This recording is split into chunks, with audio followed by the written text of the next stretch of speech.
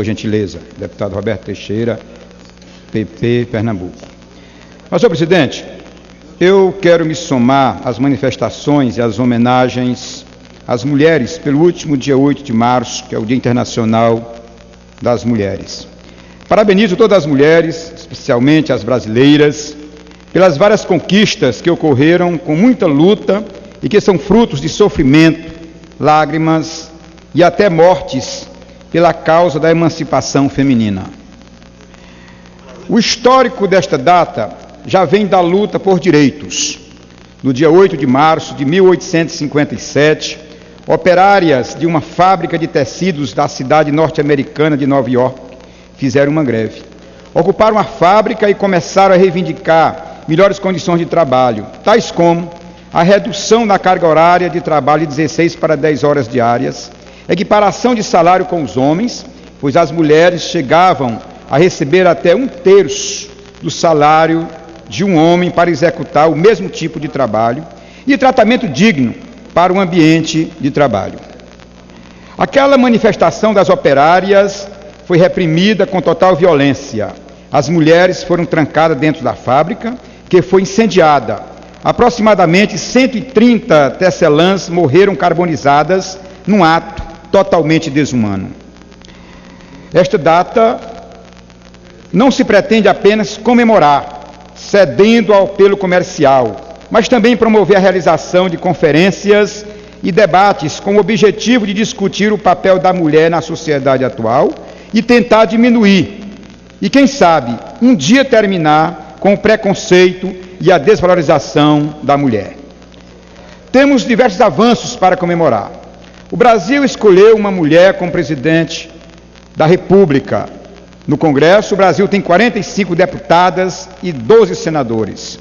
Temos 137 mulheres deputadas estaduais e distritais. E a presença de vereadoras nas câmaras municipais. O Brasil está avançando. As mulheres do Brasil estão avançando. Temos muito a comemorar e muito a fazer.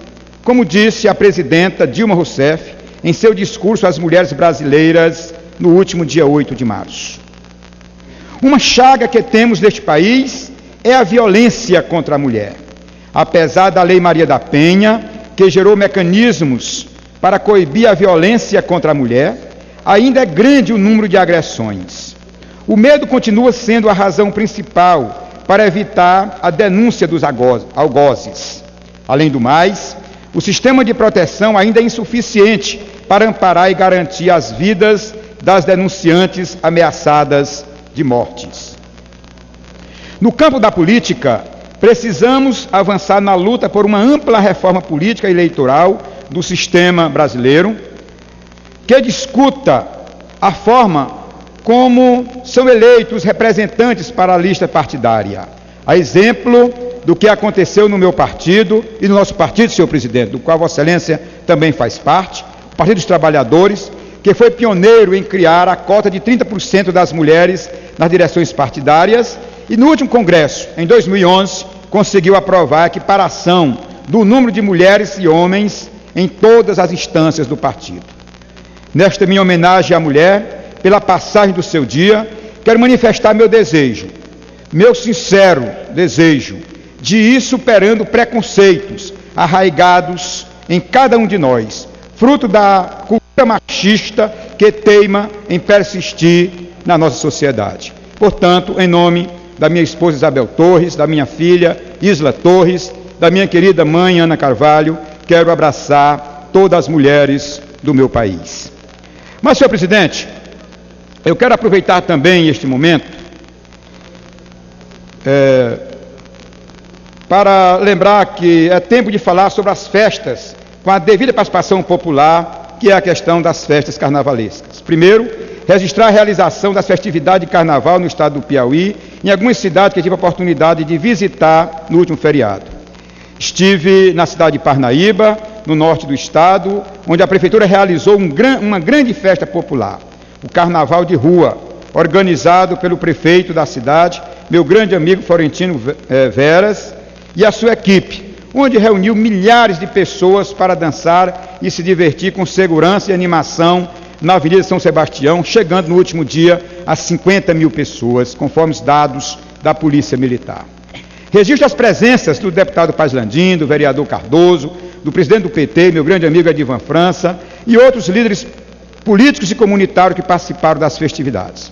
Também tive a oportunidade de participar dos eventos de Momo, em Barras, no norte do estado, onde milhares de pessoas fizeram a festa ao longo do quilômetro corredor da folia, com concentrações na praça e carnaval de blocos. Estive também na cidade de Esperantina, visitei a minha querida cidade de Joaquim Pires, ainda fui à cidade de Piripiri, onde também aconteceu na praça, lá na rua, ao alcance dos cidadãos, uma festa popular, como é de característica dos festejos momescos. Na terça de carnaval, estive no município de Floriano, localizado a cerca de 250 quilômetros ao sul da capital. Eu estive lá onde o tradicional carnaval florianense é famoso pelos blocos. O último dia de festa, do qual participei, foi marcado pelo arrastão, onde milhares de pessoas festejaram a alegria com tranquilidade. Estive no município acompanhado do vereador, meu grande amigo André Melo, do prefeito de São Francisco, doutor Francisco Costa, do meu grande amigo Silvan Clodoaldo, do grande líder, meu querido Oscar Procópio, e muitas outras autoridades e lideranças daquela região. Encerrei minhas visitas do Carnaval de Oeiras, minha cidade natal, onde a programação visava o resgate tradicional do circuito no centro histórico da cidade. Faço questão de registrar também o bem organizado Carnaval de Pedro II, onde ontem esteve aqui a minha querida Neuma Café, que é uma cidade famosa pela organização de eventos como o Festival de Inverno. Com a habilidade de receber pessoas e proporcionar entretenimento, o município, gerenciado pela grande prefeita Neuma Café, acolheu milhares de foliões para as animadas festas de rua. E também destaco o Carnaval dos municípios de São João do Piauí, dirigido pelo meu querido Gil Carlos, em Bom Jesus, do meu querido deputado Fábio Novo, todos realizados na rua, ao alcance de toda a população. Parabenizo a todos os organizadores das festas pela criatividade e dedicação para fazer um carnaval bonito e animado. Agradeço a recepção que tive em todos os municípios. Mas, senhor presidente, a parte principal do meu pronunciamento nesta tarde é lembrar exatamente esta data histórica, que é o nosso 13 de março.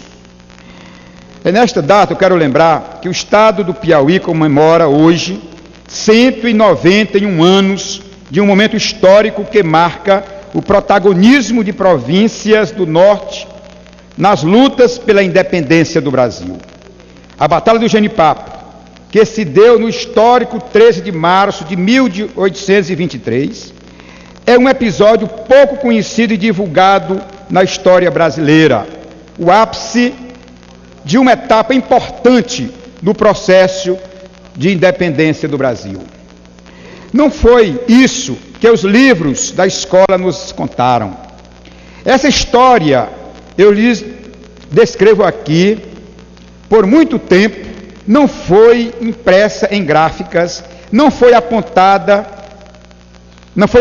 de teste escolar, não foi tema de palestra, nem de redação em vestibulares. Pelo contrário, ficou fora, à margem, como se não tivesse importância, como se não tivesse acontecido. É uma história escrita com sangue, que figuraria facilmente em qualquer livro de história, mas como foi protagonizada pela força popular, foi desconsiderada oficialmente. Substituiu, cantada oralmente, em narrativas quase individuais, no estilo simples, firme e extremamente desafiador da expressão popular. Quase 2 séculos depois de tudo o que ocorreu, a história calada, excluída dos livros, apagada das páginas impressas, omitida nos hinos, desconstruída, ignorada, escondida, não contada, não registrada, renegada, não escrita, agora se revela. Viva, bela, forte e inspiradora, como só as histórias heróicas podem ser. É que essa história é tão forte, tão significativa e tão importante, que resistiu ao tempo, desafiou o poder, sobreviveu às negações e chegou a esse nosso tempo. Chegou a época do esclarecimento, da divulgação, do reconhecimento, o tempo em que não cabe mais esquecer, mas lembrar, contar, rememorar, orgulhar-se e mirar-se neste grande exemplo. Senhores e senhoras, ao contrário do que a história oficial revelou, a maioria de nós, nos bancos escolares, a independência do Brasil não ocorreu de forma pacífica e restrita a um grito de Dom Pedro I, no Riacho do Ipiranga, no estado de São Paulo.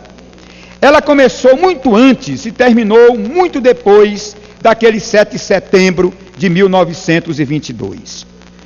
Só nos enfrentamentos diretos se demoraram quase 2 anos, durante o qual ocorreram violentas lutas. Essas lutas tiveram componentes populares admiráveis, o que torna nossa história muito mais significativa. É disso que vim falar aqui hoje, senhor presidente. Eu vim aqui hoje também para convidar a todos para refletir sobre as exclusões que negam a história, sobre as mentiras que reforçam o poder das elites, as escamoteações que escondem o protagonismo popular na construção do nosso país. São ações que persistem hoje na nossa conjuntura brasileira.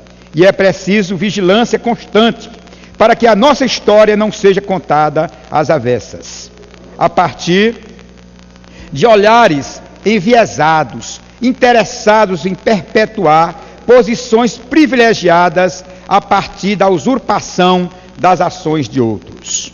Olhem só, Bertolt Brecht, dramaturgo, poeta alemão, marxista, que viveu até o ano de 1956, no século passado, nos questiona num poema. Quem construiu Tebas, a das 7 portas? Nos livros consta o nome dos reis. Os reis arrastaram os blocos de pedra. Para onde foram os pedreiros na noite em que ficou pronta a muralha da China? O jovem Alexandre conquistou a Índia. Ele sozinho?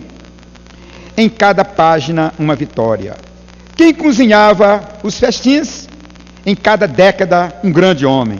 Quem pagava as despesas? Tantas histórias, quantas perguntas. Este poema cabe perfeitamente no caso da batalha e tantas outras lutas que libertaram o Brasil. Ainda hoje, quando se trata de abolição da escravatura, é dito que a assinatura da princesa Isabel somente acabou com o cativeiro, omitindo-se as lutas e as vidas que foram ceifadas para e até aquele momento viesse a se concretizar. Assim também é com a independência do Brasil do jugo lusitano. Quem construiu a independência do Brasil? Nos livros consta, como protagonista, o nome de um príncipe regente, herdeiro do trono de Portugal. Mas nós sabemos que uma história se constrói de muitos episódios, por muitas pessoas, muitas lutas e muitas perdas e vitórias. Há um momento crucial que se torna marco, mas a história começa e termina muito tempo depois dele. É isso que cabe perguntar e responder hoje. Quem construiu nossa história? Nossa independência não foi construída num grito às margens do Ipiranga, que durou menos de 1 minuto. Ela começou antes de Tiradentes e teve um período duro, que consistiu na luta de piauienses, maranhenses e cearenses para declarar fidelidade ao Brasil, a adesão à declaração de independência, indo contra as tropas da corte portuguesa, que se recusava a reconhecer nossa independência, declarada oficialmente por Dom Pedro em 1822, às margens do rio Ipiranga. Ainda em 1821, no intuito de impedir o crescimento das ideias de liberdade e manter o norte do Brasil como colônia portuguesa, Dom João VI enviou o veterano das guerras napoleônicas, Major João José da Cunha Fidié, nomeando-o comandante das armas em Oeiras, então capital da província do Piauí. A missão liderada por Fidié pretendia desmembrar as províncias do Piauí, Maranhão e parte do Ceará e o Grão-Pará, definida como meio norte para a criação de uma nova colônia portuguesa, reprimindo os movimentos de independência, de forma a manter o norte da ex-colônia fiel à coroa lusitana. 3 episódios marcam a participação do Piauí nas lutas pela independência do Brasil: o levante da Parnaíba, a declaração de Oeiras e a batalha do Genipapo em Campo Maior, a qual comemoramos hoje. O dia 19 de outubro de 1822, celebrado como Dia do Piauí, registra o levante da Parnaíba, o movimento de resistência da vila de São João da Parnaíba, liderado por Simplício Dias da Silva e João Cândido de Deus da Silva. Com o objetivo de controlar os rebeldes, Fidié marchou com tropas de linha em direção à vila. Ao saber do deslocamento das tropas portuguesas, os independentes refugiaram-se em Granja, no Ceará, e o povo se trancou nas casas, se recusando então a receber Fidié. A declaração de Oeiras, a então capital da província, feita em 24 de janeiro de 1823, por intermédio de Manuel de Souza Martins, visconde da Parnaíba, deu-se durante a ausência do major, que foi notificado de que o Piauí, o estado do Piauí, não mais pertencia à coroa portuguesa e que estava proclamada sua independência.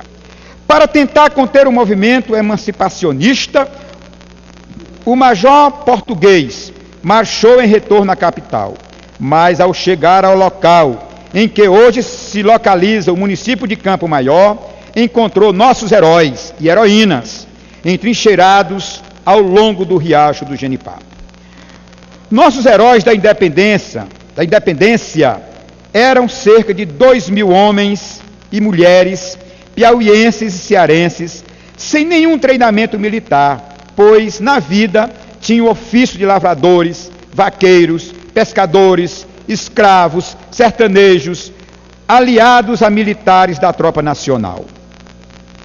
Nas proximidades do rio Genipapo, a estrada se bifurcava. Fidié optou então por dividir suas tropas em 2 fileiras. A cavalaria seguiu pela direita e a artilharia pela esquerda. Foi dessa maneira que as tropas portuguesas cercaram os brasileiros. Os brasileiros lutaram numa batalha desigual, sem armas de guerra, sem experiência, com velhas espadas, facas, pedras e paus, enfrentando canhões de soldados fortemente armados. Foi um massacre, uma das mais massacrantes e sangrentas batalhas travadas na luta pela independência do Brasil, onde se perderam centenas de vidas e na qual centenas de batalhadores caíram prisioneiros. Nossos heróis anônimos fizeram valer a frase: independência ou morte. Eles encontraram a morte e nos legaram a independência como herança para todo um país. Os heróis do Genipapo perderam a batalha, óbvio, mas venceram a guerra da independência. Diante da experiência do experiente estrategista militar e sua tropa bem armada, só restava ao nosso povo, além da coragem e astúcia para enfrentar a batalha. Conta a tradição oral que nossos guerreiros soltaram os cavalos e jogaram no riacho os mantimentos e as armas dos soldados de Fidié. E foi dessa forma que enfraqueceram os fortes portugueses, agindo como Davi diante de Golias. Durante a retirada das tropas da coroa, ainda um destacamento de soldados cearenses atacou as tropas inimigas e lhe tomou parte dos armamentos e da munição. Este fato, aliado às baixas sofridas, forçou Fidié a abandonar o Piauí e refugiar-se em Caxias, no Maranhão. Em julho de 1823, Fidié e o seu exército foram cercados por piauienses, maranhenses e cearenses e renderam-se.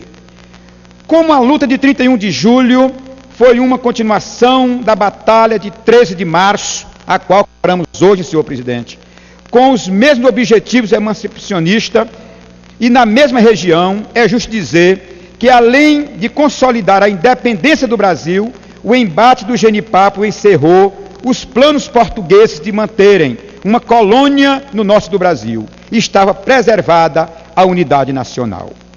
Nessa luta de grandes contra pequenos, de elite contra o povo, de armados contra os indefesos, ocorreu o que o compositor Humberto Genscher descreve a música A Verdade, Haver Navios, gravada pela banda Engenheiros do Havaí.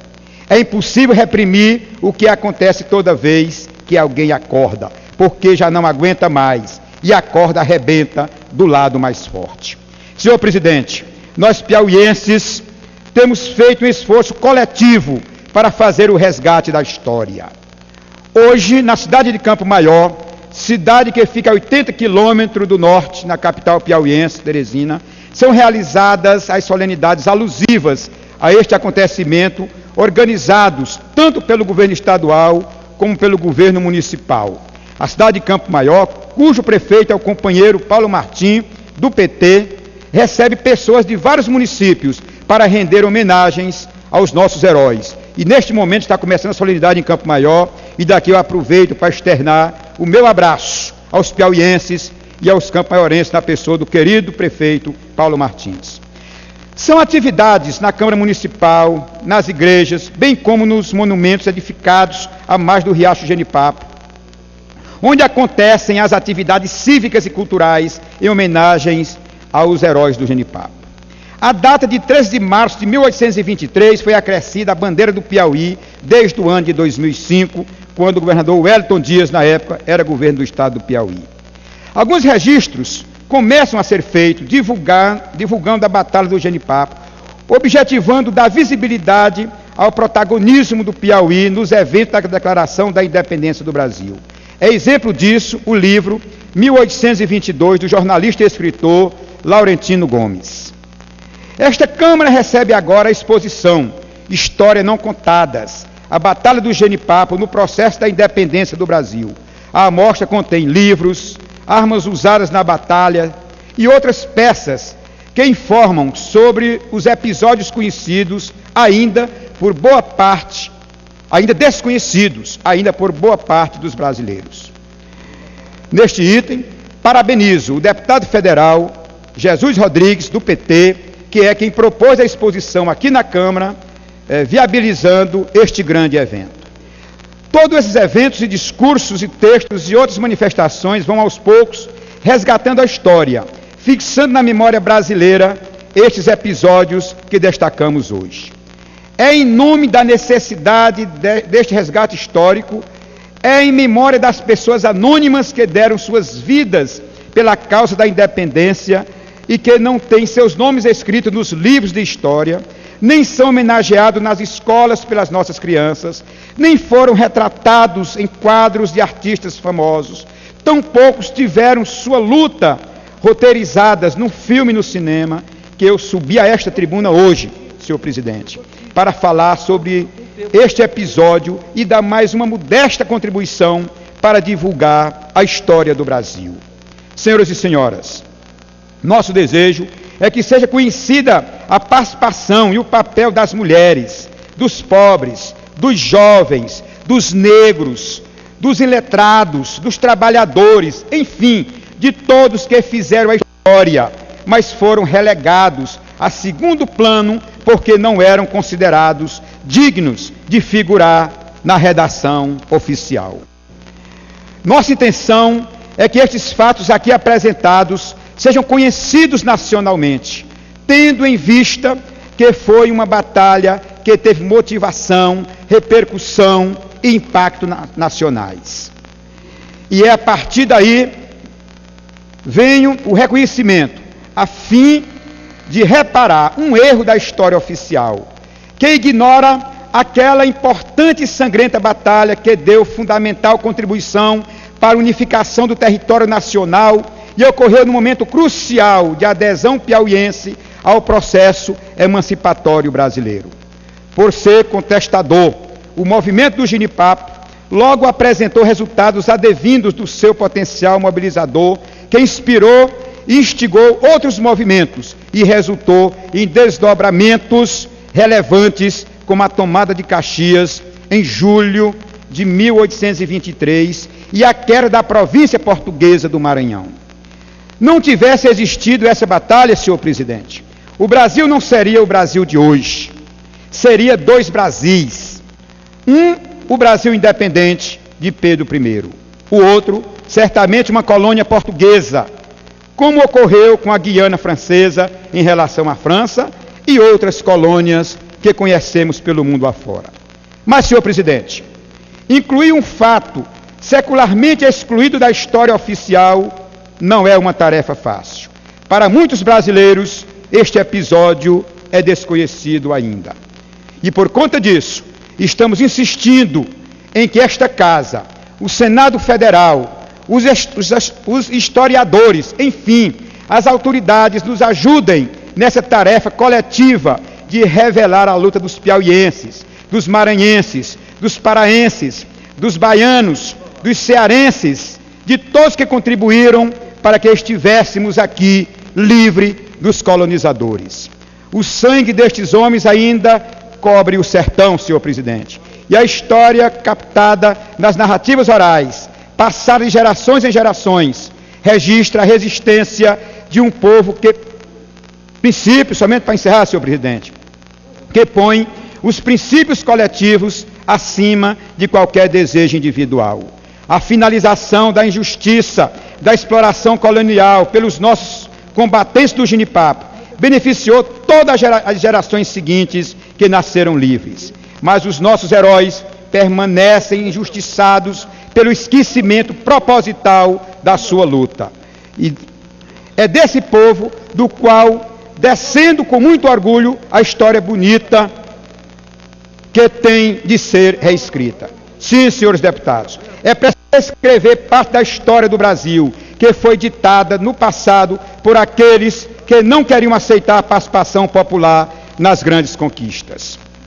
A reconstrução dessa história vai permitir a recriação da memória coletiva com efeitos e impactos valiosos na formação da nossa identidade e especialidades.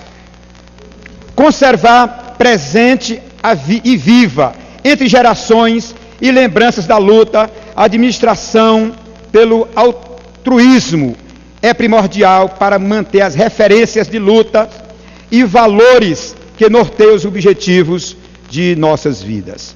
E é assim que hoje, como piauiense, conterrâneo desses heróis, como herdeiro de suas convicções, venho aqui propor estas reflexões. Assim como o poeta cobra a justa presença dos trabalhadores nas construções da muralha da China, nós cobramos o reconhecimento da presença dos heróis do Genipapo na construção da independência do Brasil. Era isso, senhor presidente. Muito obrigado pela atenção e solicito, portanto, que Vossa Excelência divulgue nos meios de comunicação desta Casa essa história tão bonita. Vossa Excelência será atendido, deputado Assis Carvalho, e quero parabenizá-lo pelo pronunciamento. Vossa Excelência começa falando da questão da mulher, da luta das mulheres, e coloca também lá no Piauí a luta não apenas das mulheres, mas dos negros, dos iletrados, enfim, daqueles que queriam efetivamente um Brasil livre, um Brasil soberano. E Vossa Excelência, com muito destaque, coloca isso aqui, mostrando que esse movimento, mais do que uma batalha, pessoas falam só apenas de batalha, foi um movimento do povo que disse não àqueles que queriam que aquela região continuasse como uma colônia de Portugal. Ou seja, nós reconquistamos a nossa soberania, a nossa liberdade como nação, e Vossa Excelência agora trata dessa questão. Parabenizar pelo pronunciamento e pedir aos meios de comunicação que seja dada a devida publicidade a esse fato, porque ele representa aquilo que hoje também os movimentos das ruas, esse movimento das ruas está realizando, de dizer, nós queremos mais democracia, mais participação, queremos mais transparência, queremos mais combate à corrupção, mais educação, mais saúde. É isso. Eles não querem retornar àquele passado, mas querem fazer com que aquele passado possa nos ajudar a compreender o nosso presente e o futuro que vem aí. Parabéns, Vossa Excelência, pelo pronunciamento. Muito obrigado, senhor presidente. Que não que sejam menos importantes. Um segundo encaminhamento. Ministério de Santos, no meu estado de São Paulo.